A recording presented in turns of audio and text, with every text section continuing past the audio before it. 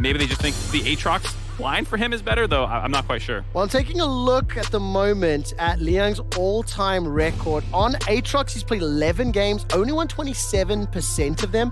And when I was taking a look at, his games from spring, 0 Aatrox games under his belt. So maybe it's a practice thing. Maybe, as you mentioned, when I look at the entire pool, there are more carries in Liang's pool than Likai's, at least, professionally speaking. Maybe it is an experience thing. I'm not sure. It's not going to run into the Kennen and the Leona. There you go. So some counter picks coming in for the Chiefs. We've seen the Kennen into Aatrox a few times now. He's able to win lane early on if you want to get really scrappy, and the Aatrox is down to fight you. You can potentially find some solo kills. Then you also transition into a mid to late game AoE team fighter. Something I want to talk about in-game is how good Maokai's ultimate is at throwing off or thwarting the level of engage, like a Leona, like a Kennen. Obviously, you can't interrupt that caster jumping onto the back line, but I see a lot of discussions on Reddit around how powerful it can be later stages of the tournament. The third pick here from Beyond is going to be Sylas. So again, a lot of brawl-heavy champions already on the Rift. Yeah, Sylas having 2 great ultimates to steal right away. Yes. Well, he does not know the matchup he's playing into. Minjin can feel confident. Grabbing a Leona or Kennen ultimate will feel fantastic. Grabbing that one up. And then like you're saying about the Maokai, just the changes that came through, it was a lot of tweaks to his kit. Even though it's functionally played quite a bit, they took like the AP ratio, the health % damage from his E and kind of stuck it on his Q at a reduced amount, but that means that you kind of get to spam it a little bit more. He started doing bonus damage to monsters to make him much stronger in the jungle. His healing from his passive got tweaked a little bit, as well as what counts as lowering the cooldown on it, which again made him a little bit better of a jungler. And so now you can get this insane amount of lockdown CC like you're talking about with that ultimate, the W, the Q, all this stuff. The vision control from E is just too valuable to pass up. I mean, Goodwood completely sold me on the tree the first couple of games. We're seeing it now rising in priority. Day 1, not so much. Day 2 and 3, starting to pick up. Do you have a lane that you prefer or a role you prefer to see it in? I think matchup dependent, I guess, right? Matchups will matter, of course, but I think the thing that's nice about it in the jungle is that it brings so much stability. It's this backbone for your team. We're like, great, now we have engage, now we have peel, now we have a little bit of magic damage, we have all these things, vision control that it can do, and that's what makes it such a strong pro play pick. As well as when you get higher and higher in his skill, when you disjoint the W, you can use that to drop turret shots, you can go under the Azir wall that we saw, you can actually see a lot of animations and tap your W and get out from them. I mean, if you love everything that Mark just said, go back and watch Pioshik's opening game. He basically used the sapling, and I think as Zale said it best, as a map hack. Yes. I think that honestly was just such a great description, because the entire game, our observers were following Pioshik's movement around, and he was just littering the ward with those little saplings. Will we see Husha playing it or Kino? Find out in a moment. Ezreal's now been locked into the Kai'Sa Leona. One would assume that's going to be a jungle. Shinzao the Hecarim and the Trundle the last ban. So Arthur's going to look a little deeper down his champion pool. This is the player that I was talking a lot about on day 1. Player that led the charge for Chiefs down in the LCO. And he's going to have to try to find someone to disrupt BYG to keep Chiefs hopes alive. Yeah, we'll have to see if Arthur can put the team on his back. Right now, Chiefs not only looking for the first win in this tournament, but also this year for Oceania, with Order in MSI going 0-8. They have not found a win at international competition yet this year. A lot of people were very excited about Chiefs for how much they dominated in summer, split their own region, put some expectations on them that they should be able to make a little bit of noise in the group stage, and not finding a win yet. Definitely feeling tough for them. They pivot off the Ahri. I thought they might go for this very scrappy comp where you have this Xin Zhao running between top and mid, trying to make fights happen. Still a similar idea, but a little bit more controlled than what Jet, I think it was, who on the desk was looking for from Tally, having a roaming mid laner. I mean, the thing that I also really like about that Weaver's Wall can be hugely influential in kind of a similar way to what the Nature's Cross can do in terms of disrupting a fight, stopping engages, like really slowing things down. So it can be used to great effect in any of those objectives. And with the Alisson now locked in, we've got the 2 team compositions secured. How do the respective teams want to win their games? I think for the side of Chiefs, it's about getting mid-jungle 2v2 prio and then roaming into side lanes where you're probably making dives happen with that Leona or with the Kennen. Both of them have incredible CC in your side lanes to make things go. For Beyond, they have very good scaling. We've seen Ezreal starting to get played a little bit now. Obviously becomes disgusting over time, especially if you can land your Qs for Wako. And then the Sylas scales well. Maokai scales is just smurfing on people. You're used to being able to play aggressive, and the fact that Chiefs in this all-important game are still playing aggro. Well, there's the engage when it becomes lightning. Zenith Blade, double bramble smash! The headbutt backwards Arthur does get taken down. First blood secured by Minji, and Kino's the next target. Aladari can't stick to him. Tally has got no rocks to throw, only the single-threaded volley. Seismic shove comes backwards, but can Tally the King be slayed by Minji? Throws out the minefield, and they escape. 2-0 to Beyond in a 1,300 gold lead. Beyond just sniff out that play in the mid lane. There is a ward you can see kind of on the ramp into blue buff that in the river can spot the move by Aladoric that allows Beyond Gaming to kind of camp, knowing that that pressure is going to be coming from Minji's flash. Everyone knows that's the mini objective for this game right now, is the fact that, all right, Minji doesn't have flash, Chiefs are going to want to go mid. Good vision by Kino, good roams, knowing where he needs to be to turn that 3v3 in their favor. That means that Chiefs, in a do-or-die game, lose this year, eliminated from playoffs, cannot advance. The LCO will then go to 0-13, 0-12 on the year. And this is how it started. I mean, Chiefs of the run, they were hunting Minji.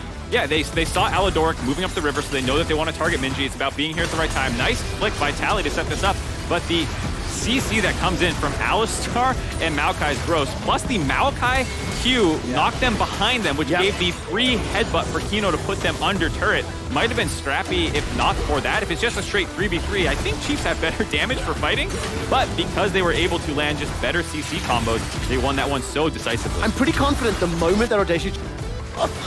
Those numbers are huge. The Zenith Blade connects before the Arcane Shift, and Wacko is smackoed. Will be burning down, and it's not yet. He's not dead just yet. Arthur will be able to secure this one as Raze flashes forward, followed up by Aladoric, and it's Arthur that gets the kill first of the game for Chiefs. All right. Mechanics. Let's see. Pick up the aggro, drop it with that twisted advance. All right, ult available for Tapoon. No flash, though, and we see Aladoric in range to try and back this one up. There's a Hex Flash forward. Slicing Maelstrom does little to nothing. Zenith Blade will at least stun up Hasha, and the aggro will not be reset. I wasn't quite sure. You picked that up, but how did it? Yeah. Might have been just Sapling, maybe? Front line, and all of a sudden, Tapoon is once again under 30. His flash is just a couple seconds away. That's the flash twisted advance, and the flash from Tapoon is just a moment too late. No summoner spell available to him. A Darkened Blade from Liang sends Tapoon hacking. Of course, that's a substitute player bounced back from Chiefs, and now once again arrested. Minji's flash will be blown to get away from the Zenith Blade. Solar Blade doesn't connect onto anyone. The Crescent Guard has been hijacked and used. Minji saves his jungler's life, and the teleport comes out here from Liang. He had just as well. I think the Maokai does as well, but the other thing is it's very easy. Find out. Flash away, slicing Maelstrom, Solar Flare, SS suck! That engage did not work as Liang literally just dashes and flashes to the Cloud Rifts. 3 members of Chiefs make that 4 members of Chiefs are now continuing to pressure. Teleport is available for Minji. He's in the bottom lane. Zenith Blade won't find its target, nor will that Prey Seeker, and all of a sudden Raze will just pop Kino, get the teleport as well. And all of a sudden, Wacker's now looking for Arthur. Nature's Grasp thrown down, the engage, flash over the wall. Pusher's now coming from behind. Minji has stolen that Solar Flare, does so much damage. Minji's on a rampage, got himself the 4th. Arthur and Tally running for their lives. Tapoon may be too late to the fray, won't even fire that slicing Maelstrom. And Liang is looking to end LCO's world, picking up another 7 kills to 3,000 gold up. Beyond Gaming answer that play out. Yes, Chiefs were able to find the initial kill under the turret onto Kino, but already they were moving up to the top side. No way out. Arthur tried to fight his way out by hopping on top of Wacko. Not able to quite do it, though. Yeah. A bunch more kills going in their favor. No major objectives really beyond this second Rift Girl that is just spawned, so gonna grab this one away for Beyond. We'll see where they want to use it. Probably gonna try and break mid lane turret. This is where you start to get scared though, Mark. 203 Atrix, 4 Aatrox, 401 Silas. I mean, look at the minimap just before I hand over. That split push pressure from Minji, he tried to come in, it didn't work out. Yeah, you can see the teleport coming underneath the turret. He could have even gone for a nastier flank going onto the pink wards in River instead, but wanted to make sure that the dive did not continue onto Leon. Wacko moving up to the river, that's where you saw Arthur make the decision to hop on top of him, but already pushes behind. There's just not a clear angle for them to take at all to try and survive this on the side of the Chiefs. Very difficult. You see the power of that Maokai so sticky once he's in the chase down sequence. I've got this feeling in my stomach that, like, Beyond Gaming's advantages, most of them have come from punishing the overreaches from Chiefs. Do you think that's fair to say, or is it a bit of a stretch? No, I think it's fair. about, you know, comp favorites. I really like when it's, oh, hold on. Every time I try and talk about it, someone's gonna die. It's not the case, though. Let's find out. Liang will get caught by the solar flare. So Zenith blade correction. Nicely done. This time round, Liang does get absolutely focused. Every single crowd control ability lands. Minion wave has been cleared out here by Raze and Tally and Arthur may want to engage. This 50% damage reduction. Liang is the squishiest, easiest to do it to. That's why they're targeting him. The observers have made it very, very, very, very, very clear what was coming. If you're looking at that screen, we got a long range. Forget which Maokai I was watching, you know, do it, but you, oh, hold on here. Kino? All right, he's gonna jump on.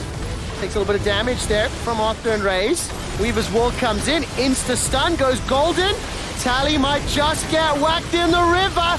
As Wacko's now continue to chase him down. Minji going low, 300 HP left. Aladark stays alive. 1, 2 more members. 3 are falling. And Beyond Gaming are looking for the ace. Raze is firing as he runs for the hills. It's 3 members killed by Beyond. Beyond Gaming reacts once again to the Chiefs' aggression, trying to jump on top of Kino, but like I was saying, for support, he's a notoriously tanky champion on the Alistar. Gave them time to react and collapse on top of them. The Baron situation still a little dicey, but with this teleport coming back in, should stop Tapoon and Raze from being able to do anything. Minji picked up that hourglass as well, and as it stands, that might just be the final nail in the coffin for Chiefs for the LCO. They lose this, they are eliminated from playoffs. It is a significant deficit to be in, and compositionally, there are a lot of reasons to favor what you're seeing from Beyond. Yeah, absolutely the case, especially with that Baron buff on now. They've been 1-3-1 this entire time. Here it is, Kino stepping forward. They're trying to blow him up to half his health after committing a fair amount of resources already. Gives time for all these plays to come in. It was a little dicey. Minji coming in from the flank, a little bit ahead of the rest of the teleports, kind of giving himself up as a target to almost die, but the fact that he stole the ultimate from the Xin Zhao, able to stay alive a little bit longer once he got that off, and give the angle for the rest of his team to find that chase down. When you see the HP bars, Mark, there's empowered minions in this bottom lane. They're now looking for their second inhibitor tower. Chiefs, they don't have the go button yet. Caught out! The hijacked solar flare blinds the Aussies and sends them to the fountain. 2 members left, Tally and Raze. Young's keeping them busy as the minions are now being ushered through the middle lane as well. Sidestep from Raze. 5 versus 2 against Baron empowered minions. Beyond Gaming looking to eliminate the LCO, looking to pick up their second win of the play-in stage. And now finally picking up that second Nexus turret. It has been a fairly one-sided affair. Beyond eliminate Chiefs from knockouts. They eliminate the Chiefs, and Beyond get 1 step